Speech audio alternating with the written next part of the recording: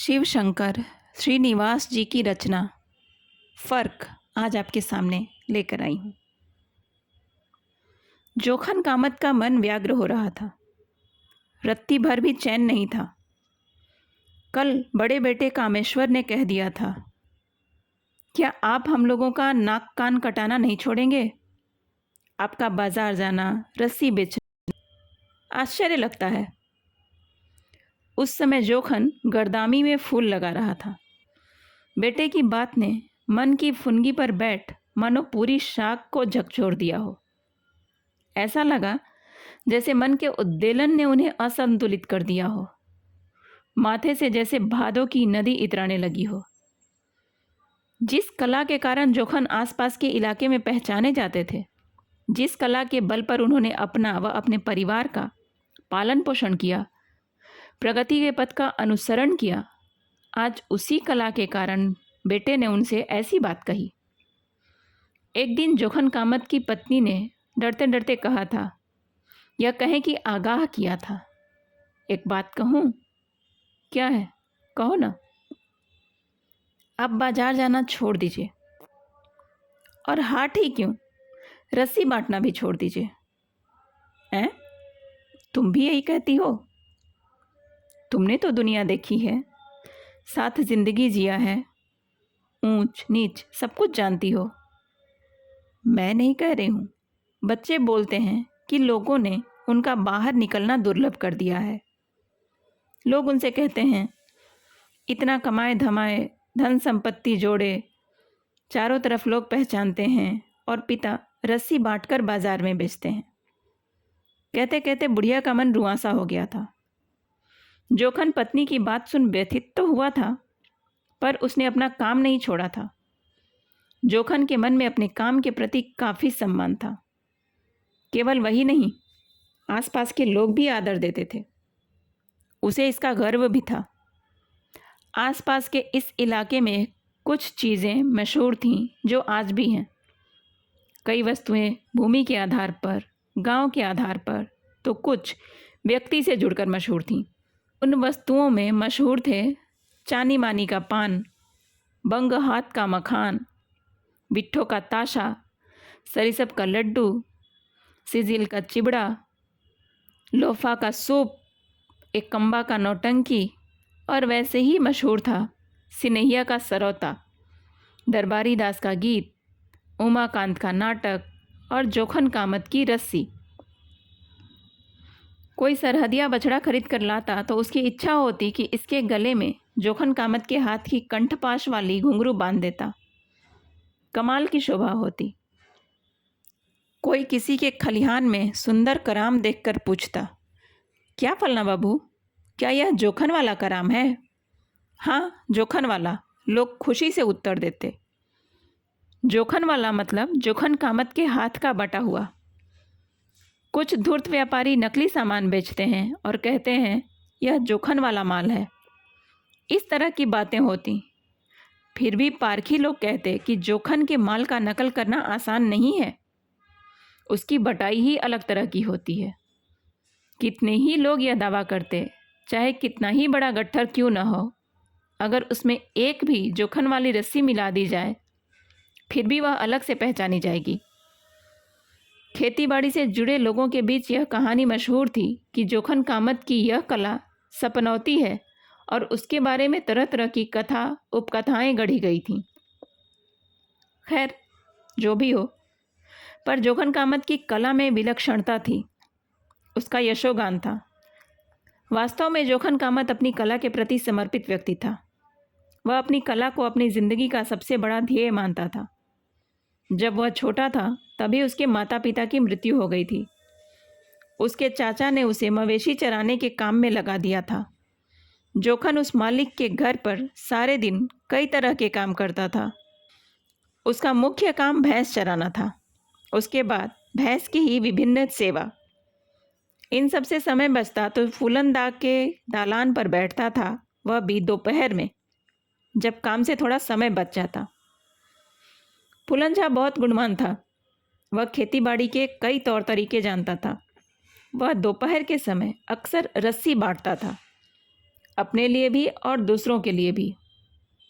जोखन फुदन के पास बैठकर तरह तरह के रस्सी को बांटने की कला सीखता। एक दिन फुलंझा बहुत प्रसन्नता से बोल पड़े, रे जोखना, तू तो कमाल की रस्सी बांटेगा। अगर तेरे हाथ में यह कला बनी रहेगी तब तो तुम अंगूठा कटाओगे। आ आ सीख, रस्सी बांटने के और भी तरीके सीख ले। और फूलन झा से ही जोखन कामत ने रस्सी बांटना सीखा। इस कला में जोखन निष्णात हो गया। कुछ दिनों के बाद फूलन ने उसे सलाह दी, रे जोखना, तेरे जैसा दक्ष व्यक्ति व्यर्थ ही चरवाही का काम करता है। तू तो रस्सी बांट और बाजार में बेच, तेरी सारी गरीबी समाप्त।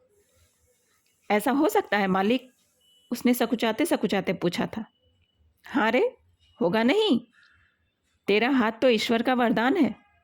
तू इतने अच्छे कलात्मक ढंग से मजबूती से रस्सी बांटता है कि तू इसी से ढेरों कमाएगा। और जोखन ने अपने गुरु की बात मान मवेशी चराना छोड़ दिया। अब वह सन की रस्सी बनाने में पूरी तरह रम गया। जोखन को आज भी याद है, जब वह पहले दिन बाजार गया था, दक्षिण बाड़ी टोले के वैद्य जी ने उसकी बटी हुई रस्सी देखकर सारी रस्सियां एक साथ खरीद ली थीं और पूछा था, किस गांव के रहने वाले हो? रुपौली के। किसके बेटे हो? मल्हू कामत के। मल्हू कामत? रामलगन उसके बड़े भाई थे। ओह, अच्छा अच्छा। बउआ, कहीं बाहर रहते हो? नहीं। यह रस्सी हाथ से ही बांटे हो? जी। मैंने समझा कि तुम कहीं बाहर रहते हो। मैंने सुना है कि अब रस्सी बांटने की तरह तरह की मशीनें आ गई हैं। मैंने समझा कि ये रस्सियां भी उन्हीं मशीनों की बटी हैं। हाथ से इतनी सधी हुई कुशलता से, वाह वाह, जुग जुग जियो बेटा। बोलते हुए बूढ़े वैद्य जी चल दिए। वैद्य जी की इस बात से जोखन अद्भुत उत्साह से भर गया। उत्साह और आनंद की इसी मन स्थिति में धीरे धीरे उसकी कला का विकास होता गया। अब उसकी कलात्मक मजबूत रस्सियों की लोकप्रियता लोगों में इतनी बढ़ गई कि वह लोगों की मांग के अनुसार रस्सियां बना नहीं पाता था। फिर भी जितनी उसकी क्षमता थी उतना सूत सुतली टकुए पर काटता और फिर उसकी रस्सी बांटता। एक बार उसके पास नारायणपुर के बड़े जमींदार का बुलावा आया। सरकार ने बुलाया है, कारिंदे ने कहा। जोखन कामत चल पड़ा नारायणपुर। रास्ते भर वह यही सोचता रहा कि पता नहीं जमींदरवा क्या कहेगा। मन में आशंका लिए वह चला जा रहा था। सुनते हैं कि जमींदार बड़ा क्रूर है। जोखन डरते डरते वहां पहुंचा। उसके वहां पहुंचते ही जमींदार ने कहा, आओ कामत, देखो, यही दोनों बछड़े सीतामढ़ी से लाए गए हैं। तुम्हें इन्हें सजाना है। तुम तो इनके नस्ल की भी पहचान रखते हो। देखो, पसंद करो। अच्छी तरह जांच परख कर जोखन ने कहा था, जी सरकार, अच्छी नस्ल का है, पानीदार बछड़े हैं। तुम्हें पसंद आया? जी, अच्छी चीज़ किसे पसंद नहीं आएगी।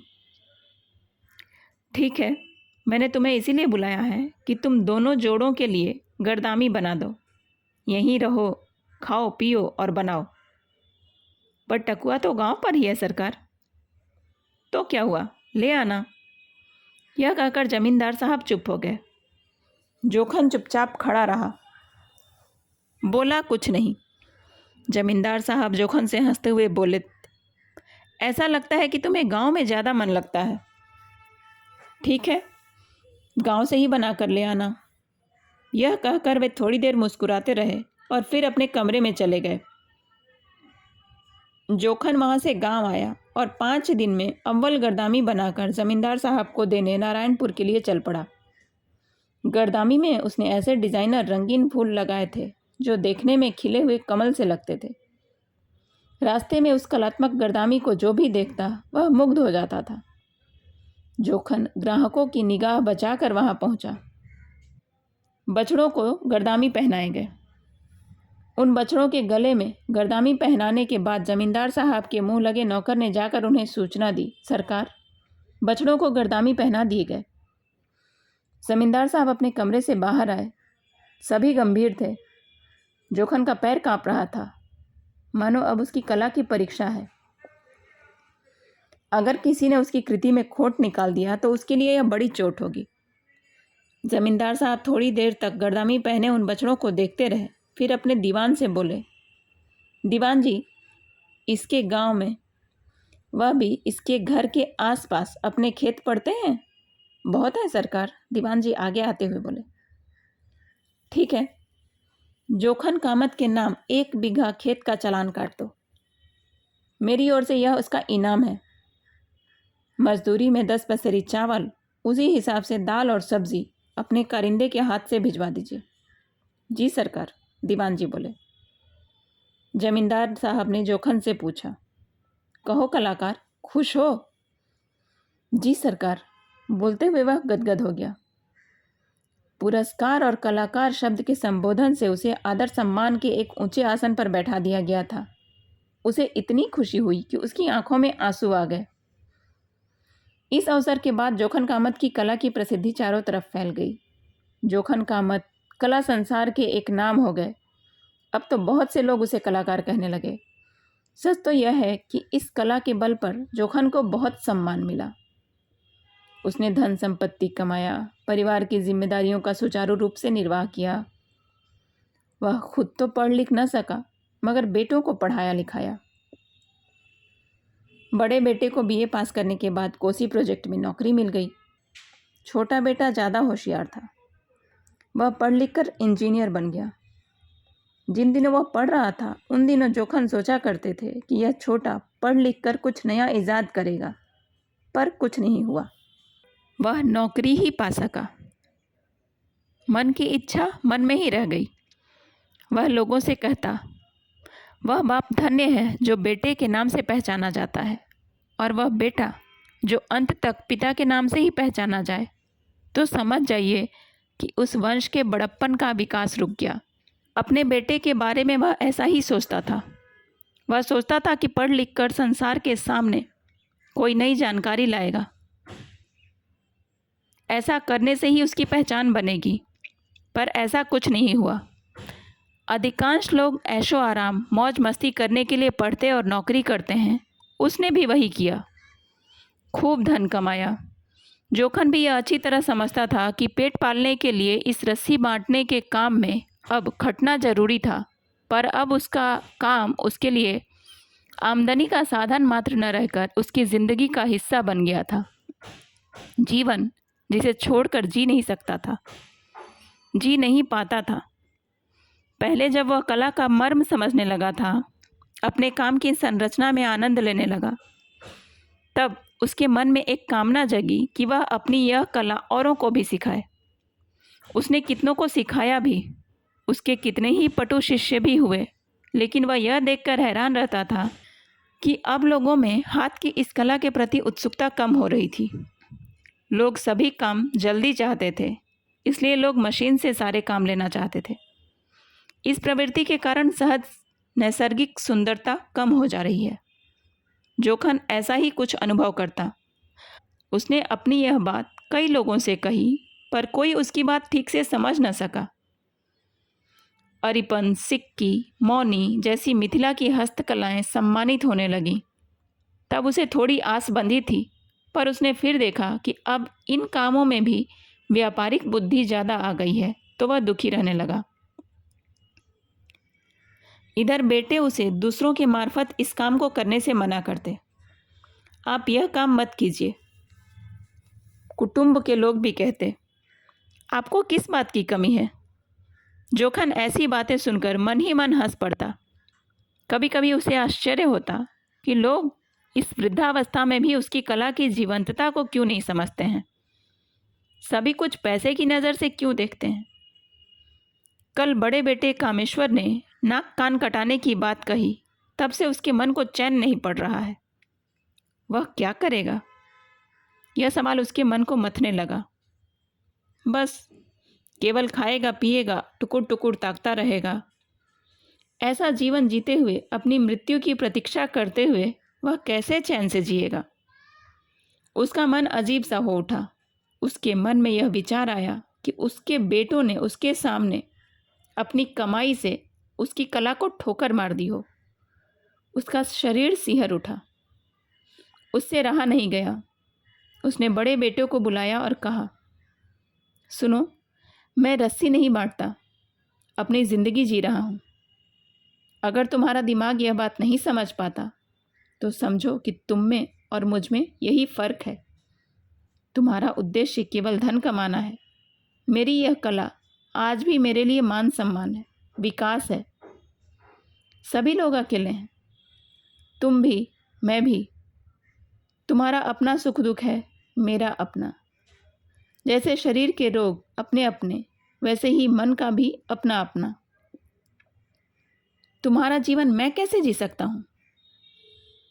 तुम अलग रहो, मुझे भी अलग से जीने दो।